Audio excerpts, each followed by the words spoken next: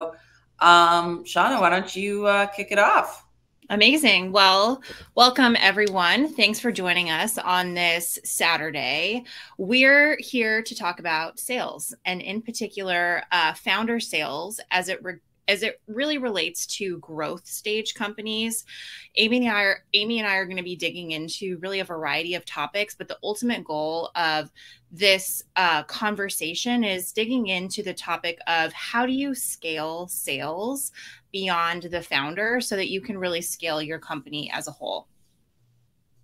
Absolutely. All right. So I think you're going to get a really unique perspective today because of sort of the different components that both Shauna and I bring.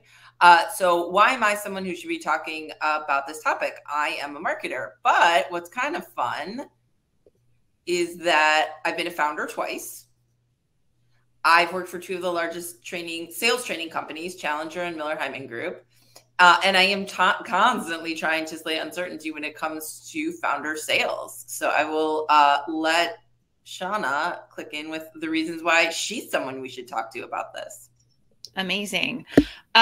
So my company, Advocation, really specializes in getting founders out of the day-to-day business. And that is across all functions of business. But I will say typically, when clients come to us, we really work with B2B service providers mostly. What those companies are looking for is to get the founder out of the day-to-day so that they can focus on sales. And then the next step from there is how to delegate sales entirely. So this is a big topic that we work on day to day with our clients. And at the end of the day, what we do is create capacity for founders to essentially work on their business instead of in it. I am going to dig in a little bit to state of the state. So Aimee and I, as we both mentioned, have various experience background. And I know for both of us, a lot of the companies that we interact with, a lot of the companies that we work with are always curious about what are you seeing inside of other companies. So we wanted to kick off here a little bit with a state of the state. And just level setting here, I'm sure many of you who are listening are feeling this too, but the marketing and sales landscape is changing very quickly. Right now, what we're seeing is, there's a race to figure out how to use AI effectively. That's really real. There's a lot of pressure that companies are experiencing to reduce the lead acquisition costs. And on top of that, what we're seeing is a lot of hustling, for lack of a better term right now. That always kind of happens in the second half of the year, but with economic uncertainty, deal velocities really slowing down. We're seeing founders, salespeople of all experience and stages really pushing to meet their sales quotas. And in consideration of all of that, what we really want to talk about today is how we can put some of the right foundational elements in place to create some consistency and predictability around sales so that any economic uncertainty, any varying changes that come up in our marketing, sales landscape, tech landscape, we don't feel them as much because we've got that predictability in our sales. So the meat of this presentation is we're really going to dig into three kind of core areas. We're going to dig into some foundational methodology. We're going to dig into how to really set up your systems and tech, and then also hiring and delegating sales to the right salesperson. Trying to click ahead here. Did it go for you or no? It didn't go for me. Oh, it highlighted the yellow. So yeah, sorry. So yeah, this is what we're going to focus on first. We're going to do this section. So cool. So as Aimee said, we are going to dig into sales methodology first. So if you don't have a sales background, maybe this is kind of what it feels like if you're trying to meet your sales goals and sales quotas for the year, or if you're trying to delegate sales outside of yourself. I will say from my experience working with clients, a lot of the stress comes from a feeling that if you're a founder, feeling like no one can sell like a founder, no one can sell like me, and this is both true but also a limiting belief, because it's true, no one can sell like a founder, but you cannot scale the founder approach essentially for a sales team or delegating sales to anyone else. And what's really needed here is to create some type of foundational system that, one, is consistent throughout your organization and it gives you some structure so that you can create consistency and delegate around prospecting, deal life cycles, tracking deals, pipeline management. And it may seem like a lot, but this really creates these sales methodologies really create a foundation so that you can manage complex deals with more ease. Yeah, I think it's a great point, Shauna. I'll just jump in with that. A point you and I talk about all the time is, especially in the B2B world, like most of these sales are longer journeys. They take months, they take years. They need to be managed in a way that most of the time an early stage salesperson isn't, or a founder isn't really thinking about. So, when you start to do things, and this can look like a very intense sheet. This is based off a green sheet, which is a Miller Hyman Group sales training tool. These are the types of mechanisms that you're going to start to use as you come up with a methodology. Again, I don't think Shauna or I are particularly wedded to one. I've worked with many and hybrids of many, but understanding how to focus the types of questions that you're going to be asking, managing the deal all along the way, this creates the replicable processes. I think it's super important to understand too, there are some difficult questions on these sheets, right? When you have to ask things like, what is the problem statement here? And answer questions like, what is the problem statement of the client or potential client that I'm talking to? What is their budget? Whenever I give this type of presentation, and I do so a lot to women, that's usually one of the hardest questions. It's a hard question for women to ask. It's a hard question for founders to ask. Asking what your budget is, we're just not trained to do that kind of thing. And I think understanding it's expected as a salesperson, you really can't move forward in the sales process. Any sales methodology will teach you that. And it actually is in black and white here on a sheet that you have to fill out on a regular basis. Really does help to ground you in the fact that having these types of tools, having a methodology, having a basis of understanding for your sales is hugely important. Again, I mentioned that we're not necessarily wedded to any one type. As a founder, there are literally dozens and dozens of different methodologies that you could pick. Pick one. Pick one. They all have books. They have workbooks. They have courses. They have tons of free stuff that you as an individual can learn and use and grow from.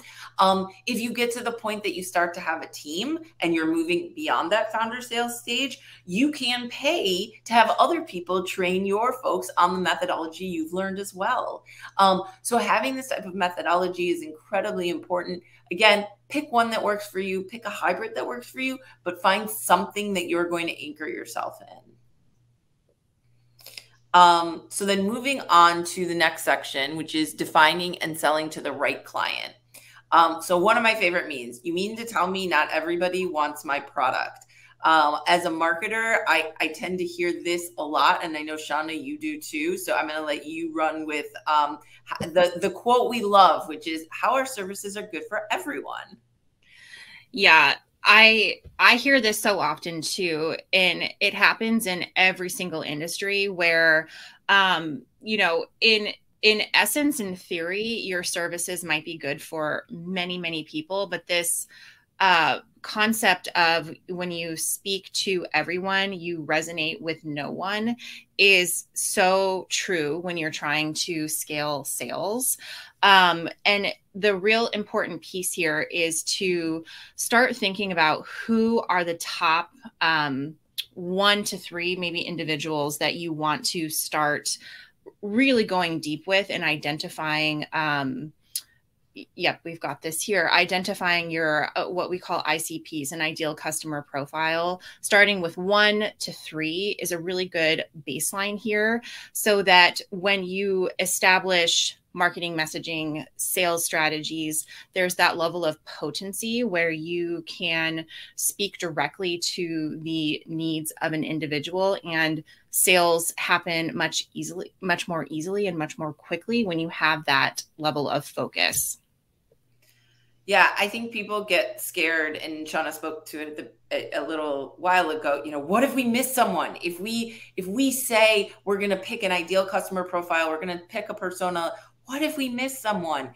I think, Shauna, the way that you said it, in terms of if you try to talk to everyone and be everything to everyone, you'll be nothing to no one, is hugely important. You have to figure out who your marketing and sales organizations are going to talk to in order for you as a founder to be able to accurately understand who you're going to be selling to. So even if you are the sales and marketing function at your organization, it's getting those two pieces together so that you can make sure to have that correct persona.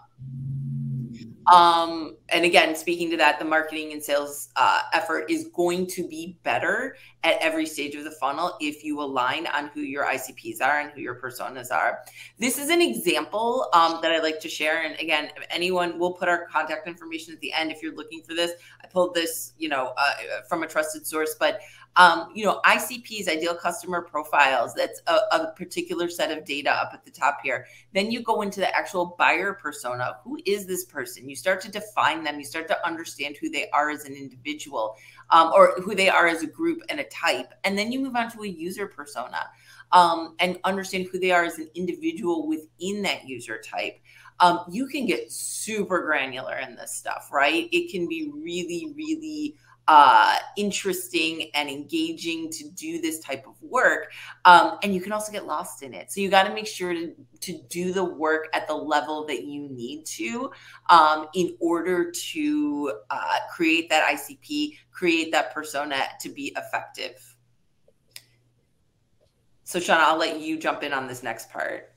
Yeah, whenever we talk about this particular topic where we're saying, niche down, focus your message, identify the companies that you really, that really make sense to target, I like to just share a reminder that it can feel very scary to set structure in sales, because if you aren't saying yes to everyone, in essence, that also means that you have to say no to some people.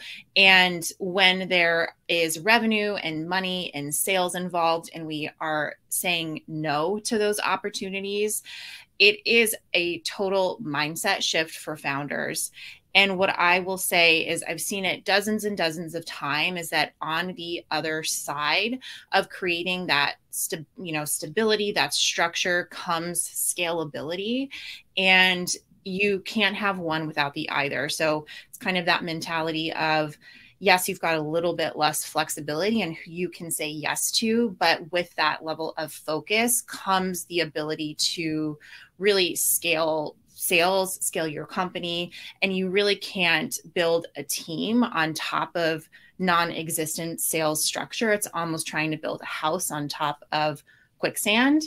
And it really is, a mindset hurdle sometimes. And getting over that, you're not alone. Most of the companies that I work with, I'm sure Aimee has experienced this too. It's a different ball game. Absolutely. There are some great resources, and we'll talk a little bit about those too.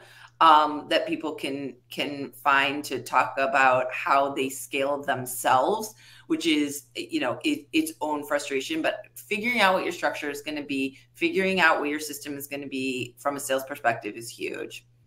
So let's jump into systems. So beyond just a sales system, from a technology system, what are you going to use?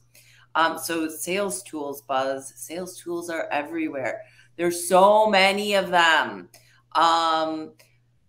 You want to embrace a CRM and a marketing automation system, right? You want to make sure that you are not using your client project management software for sales. And what's the difference, right? And I think this tends to happen more in agencies, maybe more than software or traditional B2B. But a lot of times people buy the customer project management software first because they're not as worried about keeping track of all their sales and marketing. There's not that much at the beginning. So it tends to all blend in, and then you end up with this, you know, spaghetti mess at the end. If you can, and if you're able, there are plenty of low-cost CRM and marketing automation tools. Start with one of those in addition to a client project management tool if you're able. What I like to say here is don't buy a Lamborghini if what you need is a Honda. I encountered this so many times from an early stage sales tools consideration. Things like ActiveCampaign are great. HubSpot, though more expensive than it used to be, is a good option. I even know that people use Zoho. If you are under a $10 million revenue company, you do not need something with all the bells and whistles. You need something usable and flexible that you're going to be able to grow with as you grow yourself out of your own founder sales role onto the role of founder managing sales. So when you talk about setting up systems, right, you want to enhance your search engine optimization. So for those that get scared by the word SEO, don't. SEO, search engine optimization, is a marketing tool that is truly sales' best friend. Why? Because it is the 24/7, 365 lead source that answers people's problems in the moments that they have them. You know this because you use it all day long. Going into Google, asking questions, looking for information. You are looking for answers to problems. And that's exactly what your potential clients are doing as well. So for you as a founder who is doing sales, it's like having your own inbound BDR working for you all the time. But I think a lot of people get nervous because SEO can seem really complicated. Easy first steps for getting familiar with SEO if you haven't already. Install Google Analytics on your website. Do an incognito search. So that means going into your browser and choosing an incognito window and search some of the terms you think people are searching when they are looking for offerings like yours, right? So if you sell, let's say, hair services, you have a salon, salons in my neighborhood, salons in neighborhood with a zip code, salons that focus on people who have a specific type of hair type or looking for extensions. That is the type of stuff you're going to be searching in an incognito mode so that you know what people are searching for. And then you sign up for something called the SEMrush account. SEMrush account also offers a free option that's going to allow you to also search some of those terms so you can learn what people in your industry are searching for and help them solve their problems. Create content that capitalizes on those terms. So creating content for your website and for your blog that uses some of those incognito searches, that utilizes some of what you've learned from SEMrush, that you can start to glean from your Google Analytics that you've installed.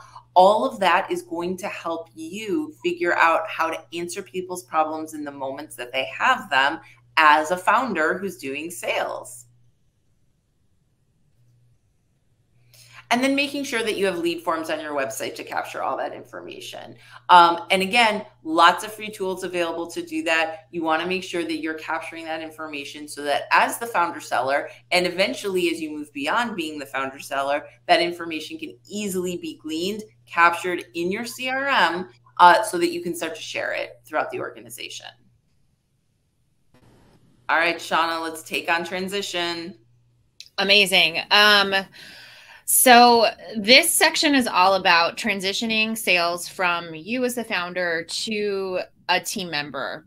And something I want to say before we dig into this piece is we've talked about um, choosing a methodology, getting your messaging in place, and then having your tech stack set up.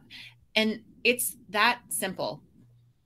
And I think sometimes people complicate sales and being able to scale sales, but that's really what you need to have in place as just initial structure to scale sales beyond yourself. So this amazing meme I'll pull by Aimee, such great ones for this presentation, is if you hire me, all your dreams will come true.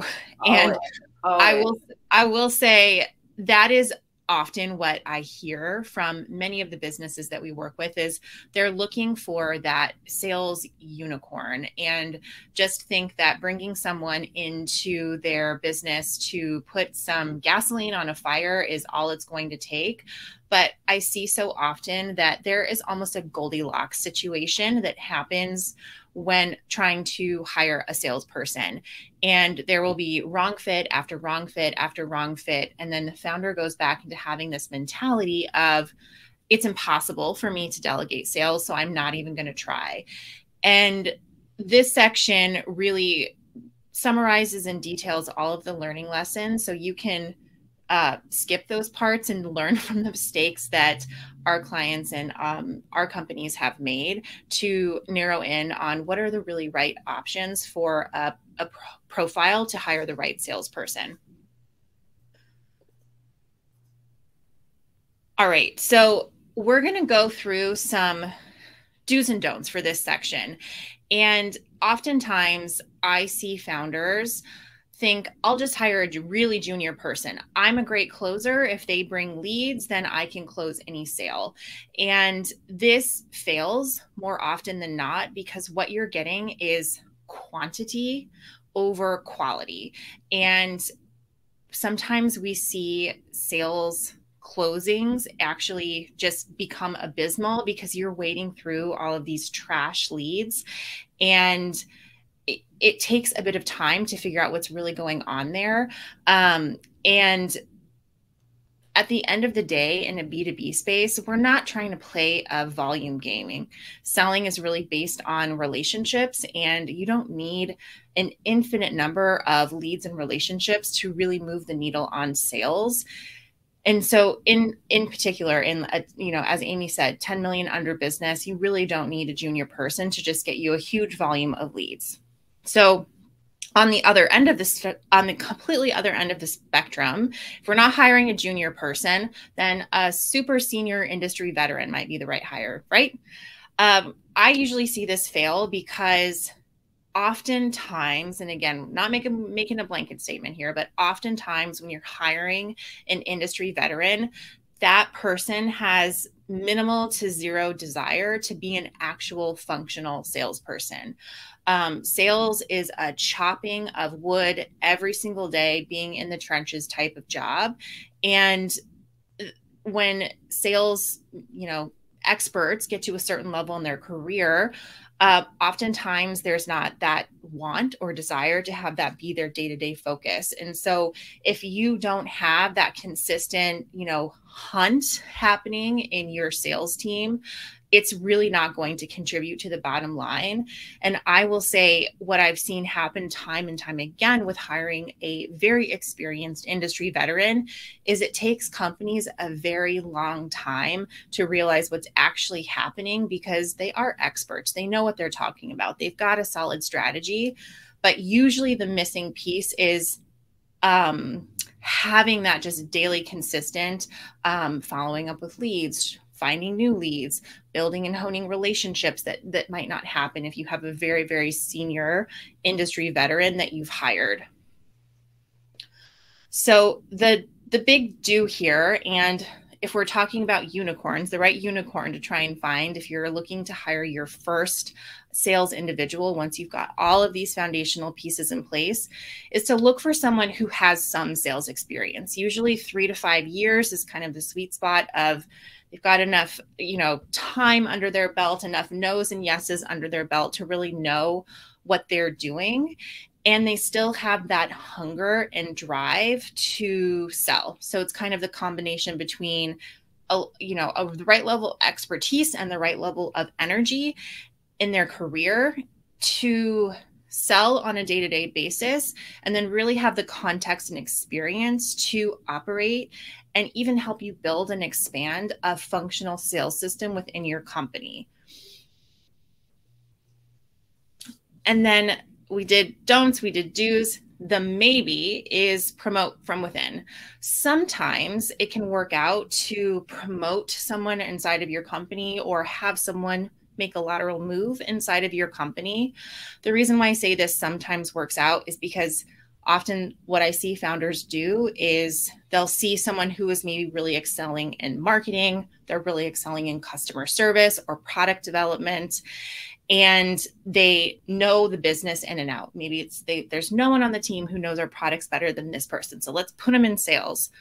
Sales is a skill set. And I know it might sound obvious to say that, but just like we learn how to swim, we learn how to do any type of skill, sales is something that you have to build over time. It's a muscle, it's a skill. And if you just put someone into a sales role without the skills and without the coaching to build those skills, they will be set up to fail. And the real downside of that is if you move a high performer into a role where they're a low performer, that tanks morale significantly. And you might risk losing a high performer in another function of the business just by moving them into sales. So that's why this is a maybe. Sometimes it works out, sometimes it doesn't. But the key things that you really need to have in place is if that person does not have sales experience, get them a coach, get them a community, get them some training so that they really can succeed in a new function of sales. Amazing. Okay, so we've mastered selling as the founder. We've set up systems and we've learned to transition. What now? Well, you can contact me. So this is my information if you are interested, and I'll throw it in the chat in a minute. I've also got Shauna's. So my company is Bandwidth. Her company is Advocation, and we'll throw that information in the chat. We also wanted to leave you guys with some resources. A friend of mine is running a founder-led sales boot camp. So I'm going to throw that in the chat as well right now. This might be something really awesome for anybody who is looking for a quick way to transition out, in addition to all the great resources we provided today. Another resource is a woman who does something called Sam Sales, which also has a bunch of really interesting resources. Oh, and I forgot to say, she actually has a code. It says if you register before July 31st, but I think it'll still work. So if you want that code, it's hyped. That was for the first one. Second one, if you use Founders, you'll get a 20% off discount. And again, that's still active. And if it's not, feel free to reach out to me. And then resource number 5, this one's from Shauna, and I'll throw it in the chat as well. Cool. Yeah, this is a fantastic community and hub for learning called Pavilion. And they really provide tons of resources for nearly every function of business, but their sales resources are so impressive. This is just one example of a live series of workshops that they're hosting for frontline sales managers, but they have live and recorded trainings for every level of sales. So you as the founder can increase your expertise and experience. And then you also can have more junior people who you bring onto your team go through the same. Amazing. And I'm grabbing Shauna's LinkedIn as well. I know we had at least one question along the way. Well, these aren't questions, they're statements, but I will absolutely read them. So Samuel, thank you. You will never sell everyone. It does make sense to have an ICP. It means that you get to the money much faster. Wasting time chasing clients who are not right for your product or service means missing out on people who do want what you're offering. Totally true. And then he had another comment too, which is that what Shauna is saying is really resonating with me. I have 20 years of experience in sales and consulting. Well, that was the point, is we wanted it to resonate with you. This is great. Any other chats or questions? I'll monitor really quickly, but want to make sure we can answer anything that's come up for the group here. So we'll do that as Miller Hyman Group calls it, golden silence.